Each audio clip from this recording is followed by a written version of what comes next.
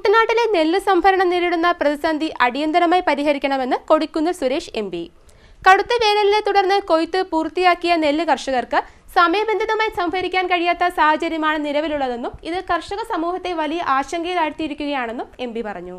ജില്ലയിലെ കുട്ടനാട് മേഖലയിലെ നെല്ല് സംഭരണവുമായി ബന്ധപ്പെട്ട് ഉയർന്നിരിക്കുന്ന ഗുരുതര പ്രതിസന്ധി അടിയന്തരമായി പരിഹരിക്കണമെന്ന് കൊടിക്കുന്നിൽ സുരേഷ് എം പി ആവശ്യപ്പെട്ടു. കടുത്ത വേനലിനെ തുടർന്ന് കൊയ്തു പൂർത്തിയാക്കിയ നെല്ല് കർഷകർക്ക് സമയബന്ധിതമായി സംഭരിക്കാൻ കഴിയാത്ത സാഹചര്യമാണ് നിലവിലുള്ളത്.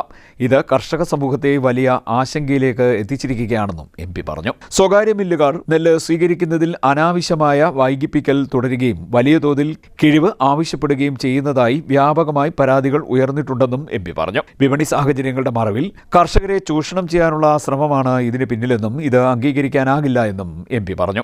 ഇപ്പോഴത്തെ പ്രതിസന്ധിക്ക് പിന്നിൽ പാടി ഉദ്യോഗസ്ഥർ, സപ്ലൈകോ, സ്വകാര്യ മില്ലുടമകൾ എന്നിവർക്കിടയിലെ ഒത്തുകളിയുണ്ടെന്ന ഗുരുതര ആരോപണവും ഉയർന്നു വരുന്നുണ്ടെന്നും എം പി പറഞ്ഞു. ഇത്തരം പ്രവണതകൾ തുടർന്നാൽ കർഷകർക്ക് വൻ സാമ്പത്തിക നഷ്ടമുണ്ടാകുകയും ഭാവിയിലെ കാർഷിക പ്രവർത്തനങ്ങളെ പ്രതികൂലമായി ബാധിക്കുകയും ചെയ്യുമെന്നും മുന്നറിയിപ്പ് നൽകി. ഇക്കാര്യത്തിൽ അടിയന്തര നടപടി സ്വീകരിക്കണമെന്നും എം പി ആവശ്യപ്പെട്ടു. CDNet news, Mavelikkara.